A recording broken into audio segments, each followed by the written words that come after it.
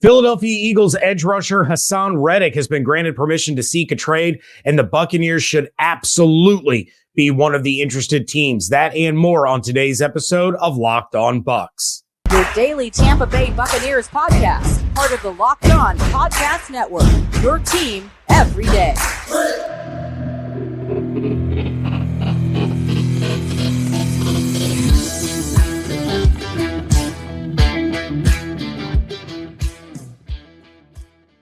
What's up, and welcome into this Monday episode of Locked On Bucs, your daily podcast covering the Tampa Bay Buccaneers, part of the Locked On Podcast Network, your team every day. I want to thank you for making Locked On Bucs your first listen interview every single day. Don't forget you can subscribe or follow for free on YouTube or wherever you get your podcasts. And of course, you can follow along on Twitter. I am James Yarcho at JYarcho_Bucs, deputy editor of SB Nation's BucsNation.com, credentialed member of the media, and your everyday host of Locked On Bucs. And for that, I want to share my appreciation for your continued support of the show.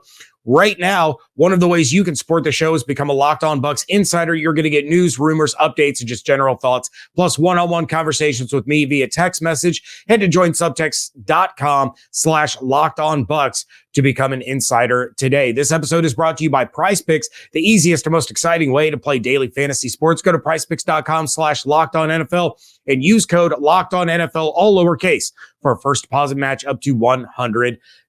Mock Draft Monday coming up in a little bit, but let's talk about some pretty big news that came out of Las Vegas on Super Bowl Sunday. According to Ian Rappaport, Philadelphia Eagles edge rusher Hassan Reddick has requested and been granted permission to seek a trade. Now, this caused quite a stir on social media, including some delusional Cowboys fans that actually think that the Eagles would trade him to Dallas. I would put Dallas as the absolute last place he would be traded. Also add to that Washington and New York. Philadelphia is not trading a guy that they're going to have to face twice, or to a team that they're going to have to face twice a year. But let's talk about Hassan Reddick for a minute and why this is likely happening. So the Eagles defense fell off a cliff in the second half of the season, and one of the best pass rushers over the last 4 years was relegated to dropping into coverage and being taken away from what he does best. The other component is the financials. So according to SpotTrack, the Eagles have about $20 million in cap space for 2024. Reddick is entering the final year of his 3-year deal and carries a cap hit of $21.3 million. That is the highest on the team. Reddick also carries 3 void years to spread out that cap hit. So this deal was for 3 years, $45 million, $30 million guaranteed at signing. So his cash for this year is only $15.5 million, but because of the structure of the contract, his cap hit in 2022 was only $3.8 million. His cap hit last year was $6.9 million. Now the Eagles are taking the brunt of that cap hit this season. According to the transaction table over at overthecap.com, a trade will only incur a cap hit of about $16 million for the team receiving Reddick in a trade. So some of that cap hit is still going to be the responsibility of the Eagles, and a pre-June 1st trade will result in $20.6 million in dead cap. Now, a post June 1st trade will cost about $5.8 million in dead cap this year, 14.7 in dead cap next year, and save them $15.5 million against the cap this season. So what you're looking at is Reddick being able to go out and seek a trade, find a trade, but this is one of those situations where it's not likely going to be finalized on day one of the new league year. This is probably going to be something that's designated to become finalized after June 1st. Now, maybe the Eagles are willing to take on that full $20.6 million dead money cap hit this year. Seems to me that if they're going to make this trade and they're going to deal Hassan Reddick, they would rather have the $15.5 million in cap savings this season, spread out the dead cap money over the course of 2 years, and be able to deal with it financially that way. So why would someone want to trade for Reddick on a 1-year deal, essentially? Well, a team is going to want to sign him long-term if they're going to make this trade. But Reddick has been one of the most reliable and productive edge rushers, like I mentioned, for about the last 4 years. He was a first-round pick of the Arizona Cardinals in 2017, played the last 2 years in Philadelphia, the year before that in Carolina. Reddick has 58 career sacks in 7 seasons and has double-digit sacks in each of the last 4 years. He's also played in every game over the last 3 years. So since 2020, Reddick's sacks have been 12.5, 11, 16, and 11. Tackles for loss, 16, 18, 26, 23. Forced fumbles, 6, 2, 5, none last year. Quarterback hits, 16, 18, 26, and 23. He's a 2-time Pro Bowler. He is a 1-time All-Pro, and he was the Associated Press Defensive Player of the Year finalist last season. This is a guy that essentially seems to have been built in a football laboratory specifically for a Todd Bowles defense. Oh, by the way, he played for Bruce Arians his rookie year in Arizona. Oh, by the way, he went to Temple.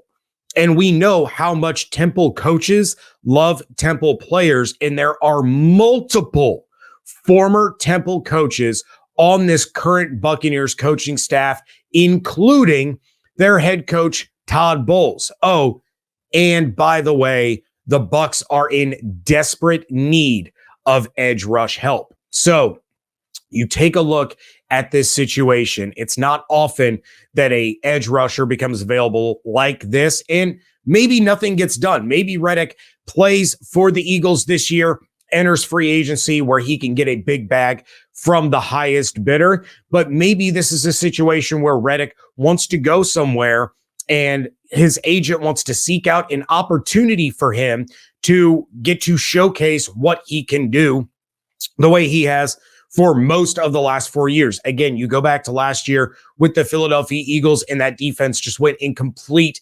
disarray. He was not pinning his ear back and going after the quarterback. He was not coming off the edge the way he normally does, and he still managed to rack up 11 sacks. That would have led the Buccaneers. More on that in a little bit. But Reddick is the exact kind of player the Buccaneers are looking to add to their pass rush. You had Yaya Diaby, who came on very strong. You had Kalijah Kancey, another rookie, who came on very strong. You still have Vita Vea doing Vita Vea things. But then you have pass rush coming from Antoine Winfield Jr.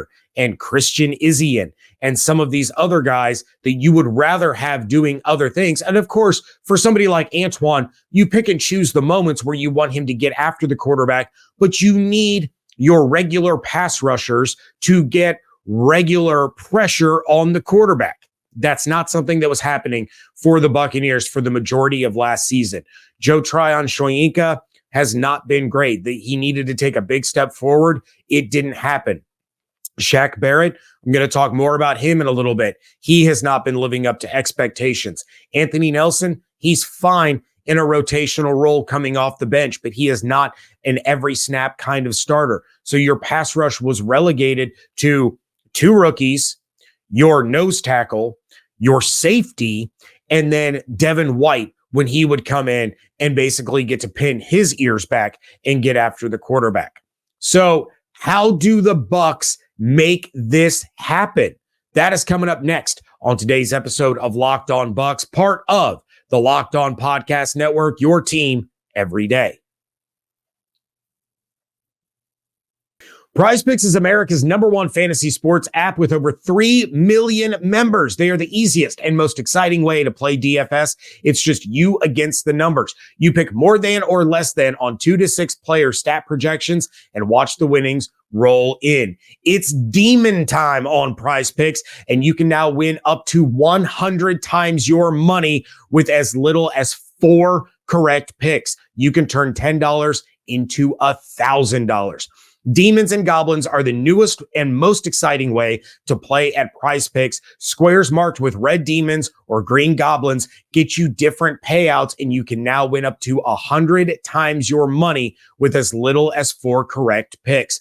Quick withdrawals, easy gameplay, and an enormous selection of players and stat types are what makes Prize Picks the #1 daily fantasy sports app. And a big one for me is that Prize Picks now offers Apple Pay for quick and easy deposits into your account all year long. Go to prizepicks.com/LockedOnNFL and use code LockedOnNFL, all lowercase, all one word, for a first deposit match up to $100. Again, go to prizepicks.com/LockedOnNFL. Use code LockedOnNFL, all lowercase, all one word, for a first deposit match up to $100. Prize Picks, daily fantasy sports made easy.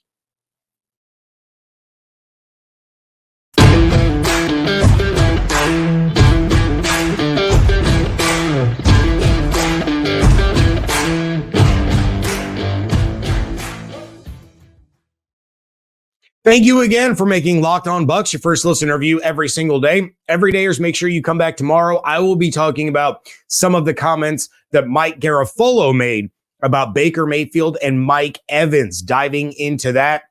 In the meantime, Locked On has launched the first ever national sports 24/7 streaming channel on YouTube. Locked On Sports Today is here for you 24/7, covering the top sports stories of the day with the local experts of Locked On, plus our national shows that cover every league. Go to Locked On Sports Today on YouTube and subscribe to the first ever national sports 24/7 streaming channel. So how would the Bucs pull off a move for Haason Reddick? I went back and I took a look at the trade that the Buccaneers made for Jason Pierre-Paul as kind of a guideline. He was the same age when that trade went down as Hassan Reddick is right now. The cost of that trade was the Buccaneers sending a 3rd-round pick to the Giants, and then the Giants and Bucs swapping 4th-round picks. Now, I did also reach out to Locked On Eagles host Gino Camilleri to see what he thought it would take for a Hassan Reddick trade, and he said at least a 2nd-rounder.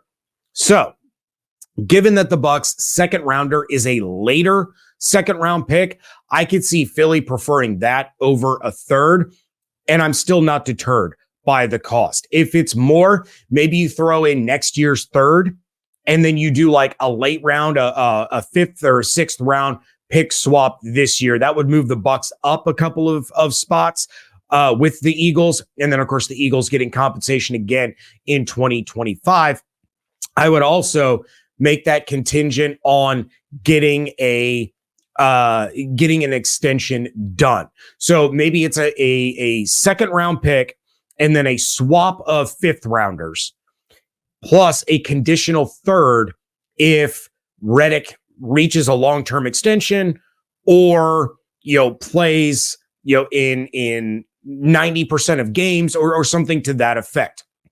But regardless, as long as it's not their 1st-round pick, the Buccaneers should not be scared to pull the trigger on a trade for Reddick. You are not finding an edge rusher in the 2nd round that will have the impact that Reddick does. You probably aren't finding one in the 1st round. They would have the immediate impact that Reddick does. But that fills a position of desperate need with a Pro Bowl player, an All-Pro player. So you can now take that 1st-round pick and use it to replace Devin White, or use it to get a safety to help Antoine Winfield Jr., or get a guard to line up in between Robert Hainsey and Tristan Wirfs, or heaven forbid, to use it towards a replacement for Mike Evans. But James, what about the money? Don't worry, I got you. I've thought about it. I've been vocal in my belief since the season ended that there are some players that are going to be released by the Buccaneers strictly as cap casualties because they're not living up to their contract. The Bucs are looking to free up some money, any such things. I think Russell Gage is mark it down. He's gone. He's going to be released. And then Shaq Barrett, whose production is no longer meeting that of his salary. And even Shaq Barrett talked about it following the loss to the Lions, saying that he understands that this is a business and he understands that he is not living up to that contract. And he would understand if the Buccaneers decided to move on from him. Now, yeah, they could absolutely restructure Shaq, but it's probably better at this point to just go ahead and move on. So as a post June 1st cut, Barrett would free up about $5 million in cap space. Russell Gage would free up $11.1 million. Restructuring Jamel Dean and Vita Vea can free up another $19 million. Shout out to David for doing the legwork on that one. But that would give the Bucs around $70 million in cap space with just those four guys. And then they could absorb Reddick's $16 million that he would incur for this season, which still leaves them over $50 million for Baker Mayfield and Mike Evans and Antoine Winfield Jr. and potentially Levante David and potentially a Tristan Wirfs extension, plus other free agents that they have to bring in. They probably want to bring back Chase Edmonds. They need to add at least one, maybe even two more running backs. It still leaves you a lot of money to play with. Plus, there are still other players that you can shuffle some things around and free up even more cap space. There are also some other players that you might get rid of to free up some cap space. Then you can turn around and you can sign Hassan Reddick long-term. And that may even be something, if the Bucs engage in these talks, it may be something that they try to do before they pull the trigger. That might help get the deal done because they can offer Philly more compensation. Like I mentioned, a third rounder next year or something to that effect, where they know they have this guy for the next 4 years and they can say, you know what, we can get rid of an extra third rounder if it's going to get this deal done. But you can also lessen the cap hit in 2024 and spread it out over the course of that 4 to 5 year deal, whatever it is that they give Reddick. That gives you even more cap space this year that you can play with. With that move, if this gets done, you now have Reddick and Yaya Diaby as your primary edge rushers. You have Joe Tryon-Shoyinka and Anthony Nelson coming off the bench as rotational guys. The Buccaneers got just 20 sacks this season from edge rushers, and 7.5 of those were from Yaya Diaby, who led the team in sacks. Tryon-Shoyinka had 5, which was more than Shaq Barrett, but still not enough for a guy who even Jason Light called out and said he needs to take a big step forward. Reddick immediately makes this defense more effective against the quarterback and puts opposing offenses in unfavorable situations. With Reddick and Diaby off the edge, Vita Vea and Kalijah Kancey up the middle, and then Winfield doing Winfield things, all of a sudden, you're starting to go down a path that is reminiscent of the 2020, 2021 level of pass rush that Bowles had so much success with as the defensive coordinator. This is absolutely, without question, an avenue that the Buccaneers need to start traveling down, or at least developing a plan to travel down. Again, Hassan Reddick's don't come available very often, and you're not going to find that level of immediate production at pick 26 in the draft, or on day 2, or on day 3. Hassan Reddick changes the face of what this defense is able to do, and it's right in line with what Todd Bowles wants to do. For a team coming off of a 3rd straight divisional title, a 4th straight playoff appearance, this kind of move can take them up another notch.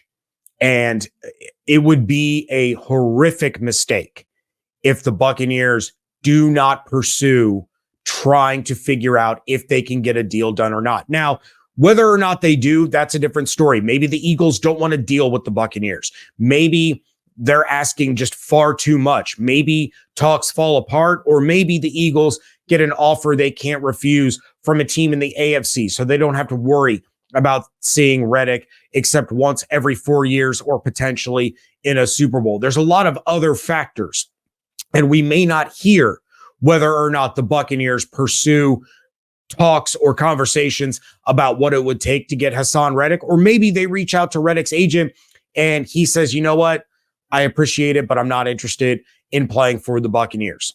All of that is possible. All I'm saying is that it would be a mistake if the Buccaneers don't at least give it a shot. Mock Draft Monday is coming up next here on Locked On Bucs, part of the Locked On Podcast Network, your team every day. What a football game that was, but as usual, the commercials stole the show in my book. DoorDash went all out for game day and DoorDashed stuff from all of the ads to one lucky winner: cars, snacks, even tax software. Whatever watch party or anything party you've got coming up, get it delivered with DoorDash. Football season may be over, but we're in the thick of basketball games, the school year, and let's face it, wintertime. I can think of a million reasons daily to order DoorDash. Hop on the app and make your day a little easier. As I've told you before, my kids' schedules are crazy. So a lot of times I order dinner on DoorDash when we're headed home from practice, so it's ready and waiting when we get home. Or when my son and I are out of town for his hockey tournaments and need to find somewhere to eat, we'll hop on DoorDash to see what local spots have the kind of food that we want and the ratings to give us the confidence to give a new place a try. DoorDash, your door to more. Head to the DoorDash app to get everything you need delivered.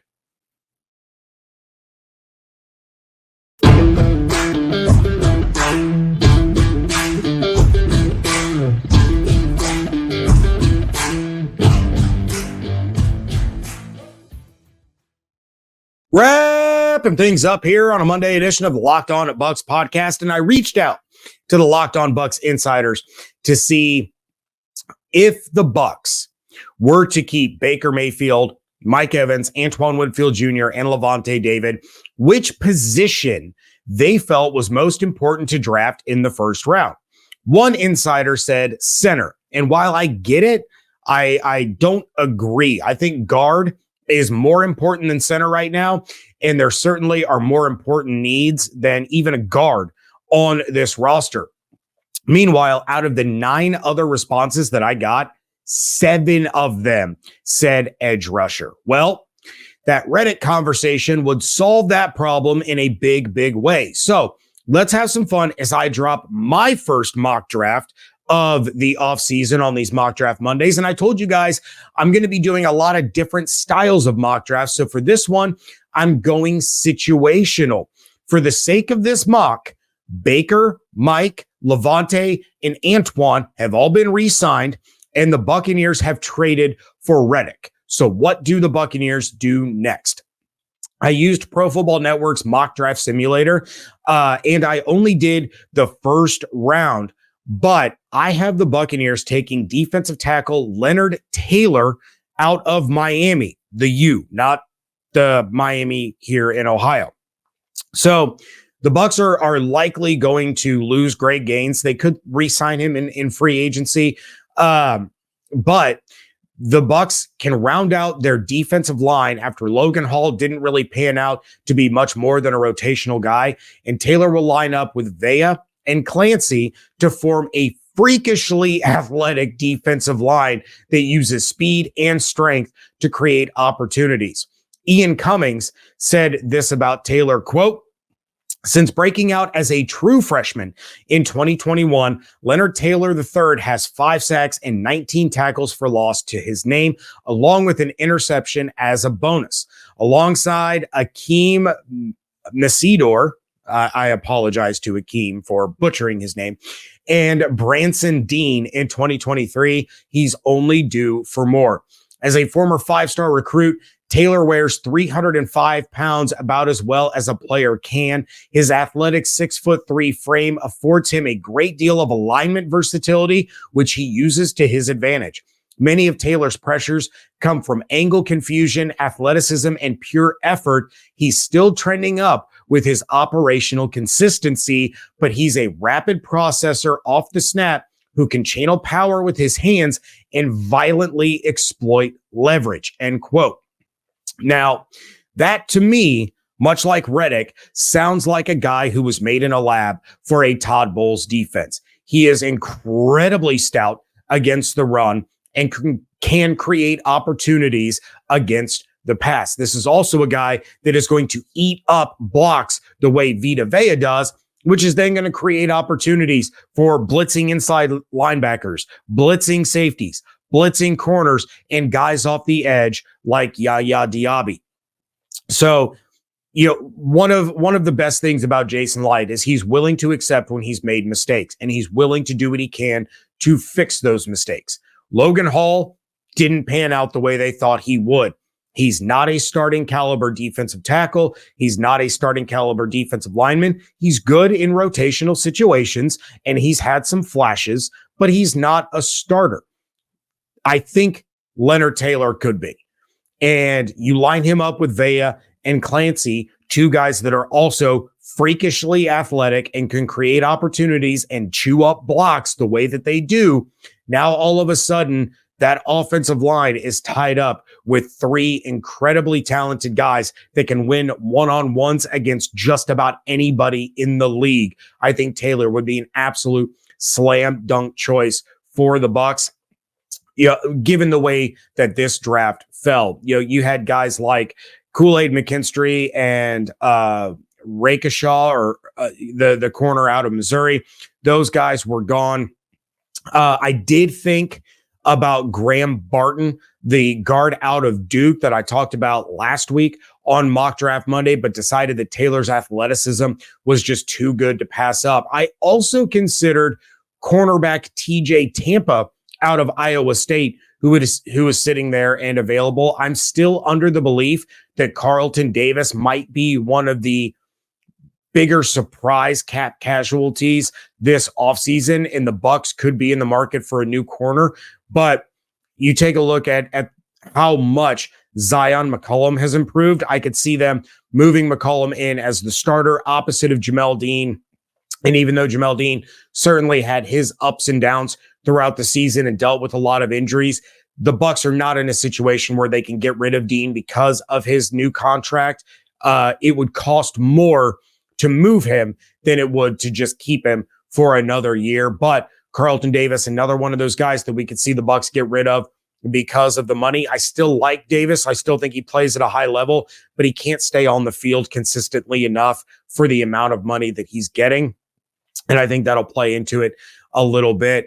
But ultimately, when I go back to this mock draft that I did, choosing Taylor, solidifying that front seven with the additions of Reddick and Taylor in this situational mock draft drastically improves the Bucs' ability to get to the quarterback and just create absolute chaos for opposing offenses. So that's what I went with for this week. Next week's Mock Draft Monday, I want you guys to go ahead and start submitting your mock drafts. Of course, insiders, go ahead and text me your mock draft. Let's keep it to 3 rounds. 3 rounds at the absolute most. If you want to do 1 round, that's fine, but no more than 3 rounds. Go ahead and start sending me some of your mock drafts. If you're not a Locked On Bucs insider, of course, you can become one. Join subtext.com/LockedOnBucs. But if not, DM the Locked On Bucs Twitter account at Locked On Bucs over there on Twitter or X, whatever you want to call it. The DMs are open. Go ahead and send your mock drafts in there. We're going to start chipping away at some of your guys' mock drafts, and I might combine them with some other ones that I'm reacting to, or I might counter yours with one of my own. But that is going to do it for this episode. Again, coming up tomorrow, I'm going to have some reaction to what Mike Garafolo said about the Buccaneers and Baker Mayfield and Mike Evans leading up to the Super Bowl on Sunday. In the meantime, please check out everything going on over at BucsNation.com. Follow on Twitter at LockedOnBucs, at JYarcho_Bucs. Become a Locked On Bucs insider and join Subtext.com/LockedOnBucs. Make sure that you are subscribed on YouTube. Hope you all have an absolutely outstanding day. Stay safe, stay healthy, fire the cannons. I want to thank you so much for joining me right here on Locked On Bucs, part of the Locked On Podcast Network, your team every day.